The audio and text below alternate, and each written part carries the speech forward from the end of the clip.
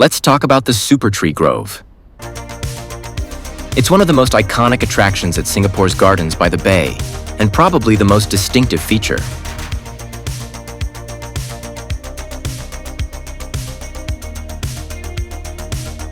Most photos of the area highlight these structures whose branches look like they belong in an alien garden.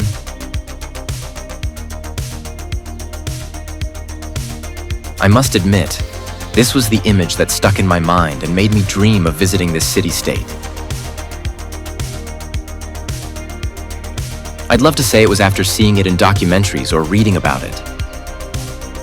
But honestly, it was after watching the wedding scene in Crazy Rich Asians filmed here. From that day forward, I was obsessed with visiting Singapore. Maybe we can talk another time about how much Singaporean tourism owes to that movie. How to get there. The few times I've gone, I've started from the Marina Bay Sands shopping mall. Sometimes I've taken the underground route or, like this time, gone up to the rooftop. I prefer these routes because the first time I tried to take a silly walking route, I ended up wandering around a few blocks too far, and the heat was unbearable. And it was my fault because I followed Google Maps but forgot to tell it that I wasn't a car, but a pedestrian.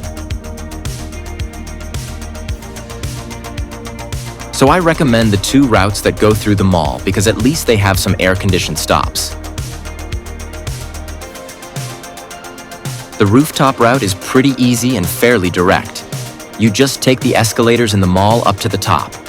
And it's well signposted. But if you're still unsure, the Chanel store is a good landmark.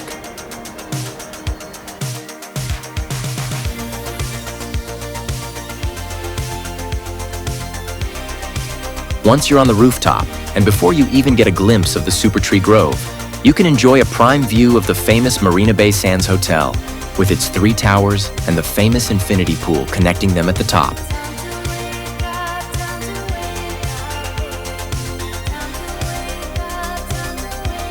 Although that's not the focus of this video, I can't help but mention that this stainless steel platform, which looks like a ship floating in the sky, holds more than 1,440 cubic meters of water, providing hotel guests with a 150-meter-long infinity pool 200 meters above the ground.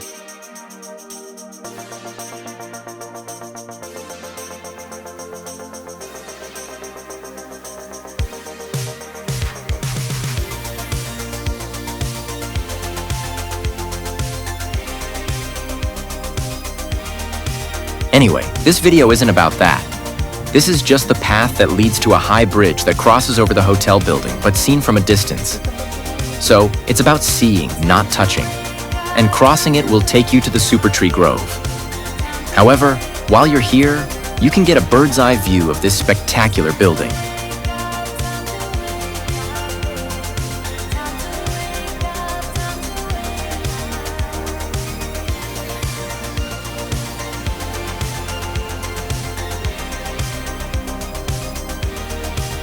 And if you're wondering, you can also see it up close because you can go inside.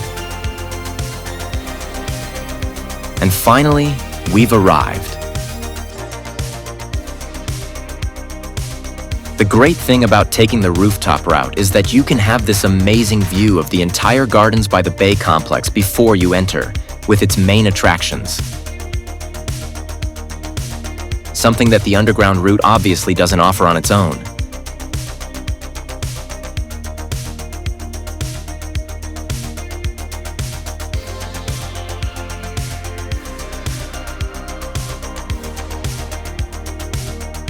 So you can see iconic buildings like the Singapore Flyer, which although you can see here isn't part of the park, as it's on the opposite shore of the bay. And structures like the Flower Dome, the Cloud Forest, and the Marina Barrage, which will have their own videos. The downside of this viewpoint is that you usually won't be alone. And you'll have to find a gap between other tourists to record a video or take a photo.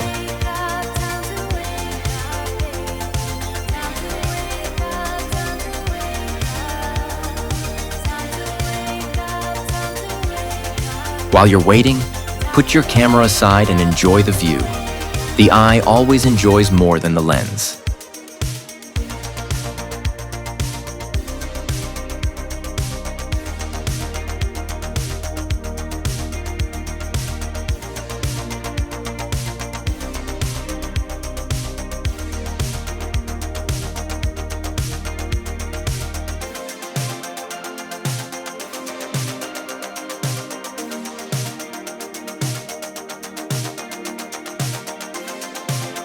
And don't forget to look back to see the spectacular Marina Bay Sands Hotel again.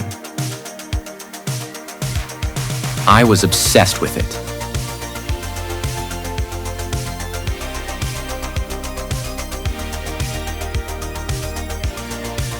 From here, the most common way to the Supertree Grove is to cross this wooden bridge called the Dragonfly Bridge, which marks a radical change from the futuristic concrete and steel we saw in the ultra-modern buildings of both the shopping mall and the Marina Bay Sands Hotel, and this jungle space we're entering.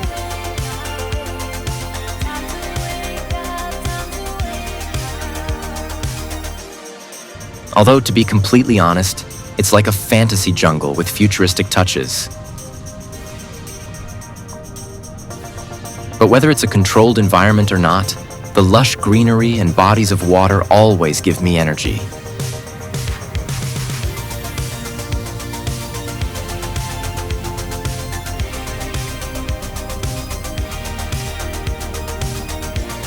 And here we are, fully in the park. After which we just have to go down a staircase. This staircase, which is also a very good viewpoint of the Supertree Grove.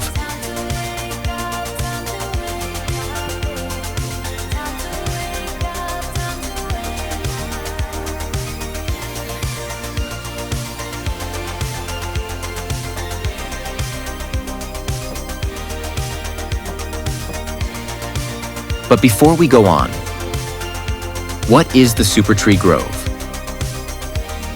It's an artificial grove with 12 of these gigantic artificial trees called supertrees. It's worth mentioning that the park has 3 other supertrees in the Silver Garden, behind the Flower Dome, and another 3 in the Golden Garden, in front of the Visitor Center. This grove is the result of a project that originated in 2007 and was only inaugurated in 2012. So they took their time. But it's part of a larger strategic plan, which since 2005 has sought to go beyond the idea of a garden city, turning Singapore into a city within a garden. For how good it feels to be here, I must say that it works. The super trees, although inspired by mature rainforest trees, are actually reinforced concrete and steel structures that are between 25 and 50 meters tall, which is equivalent to buildings between 9 and 16 stories. But what gives it the main attraction is the steel exoskeleton that surrounds the structures and gives them that typical alien tree appearance. The purpose of this exoskeleton is to host bromeliads, orchids, ferns, climbers, and in general, epiphytic flora, that is, flora that can grow on structures without parasitizing them nutritionally. These trees also make an effort to be sustainable, as much as a real tree. And for that, they capture solar energy through photovoltaic cells, like trees, which they then use for a light and music show they have every night called Garden Rhapsody.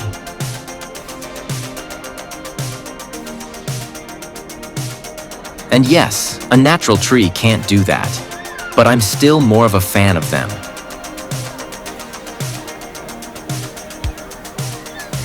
Some super trees also collect rainwater, which is then used to water the park and for the cooling systems used in the greenhouses. So they are beautiful and they are useful.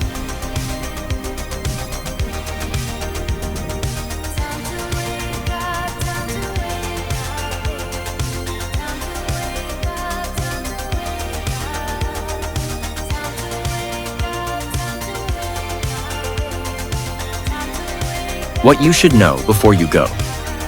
The first thing you should know is that everything we've seen so far is free. Even the nightly Garden Rhapsody show, so if you're on a budget, this is a great place to visit and you can come back as many times as you want. But not everything in the park is free. If you pass by a ticket booth, you'll see that they offer tickets for different attractions like the Flower Dome, the Cloud Forest, Floral Fantasy, the OCBC Skyway, and the Supertree Observatory. The first time I went, I wasn't prepared and didn't really understand what was going on, so I just bought tickets without knowing much. but now I can tell you that the Flower Dome, the Cloud Forest, and Floral Fantasy are greenhouses that are inside the gardens by the Bay Park, but they're not part of the Supertree Grove. I'll talk about those in other videos. The last two attractions are part of the Supertree Grove, and you do have to pay to go. Here's what they are.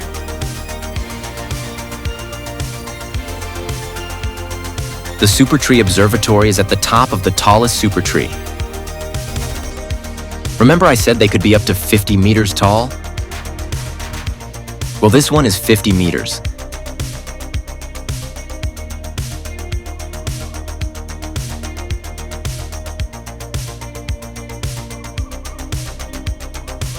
Up there, you can enjoy a cafe, which I'll always remember for its air conditioning and cold drinks. They also have some interactive exhibits, because I guess people in this part of Asia need screens to find things interesting.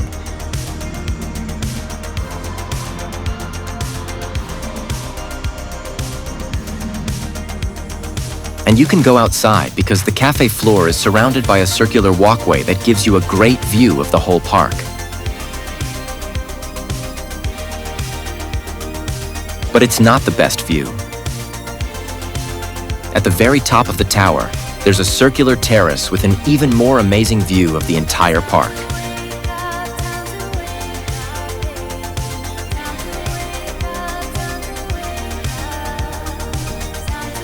You can see the Marina Bay Sands Hotel, Helix Bridge, Singapore Flyer, Flower Dome, Cloud Forest,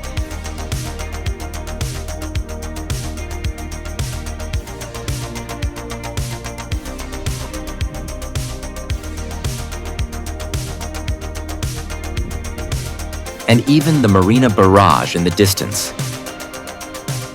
And finally, what's the OCBC Skyway and why such a strange name?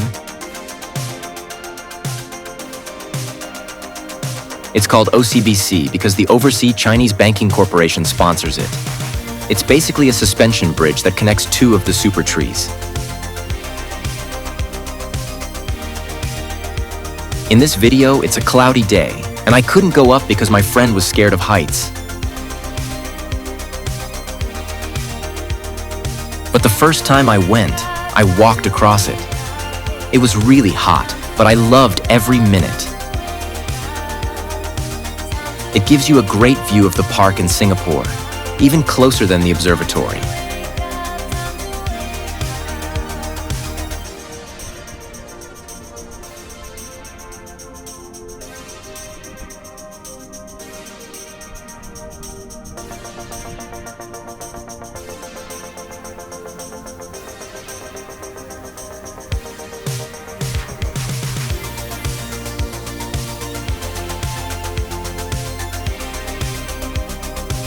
You might want to stay up there for a while, but don't take too long. There's a 15-minute time limit, so let's move on. But don't worry, there's always something to do in Singapore.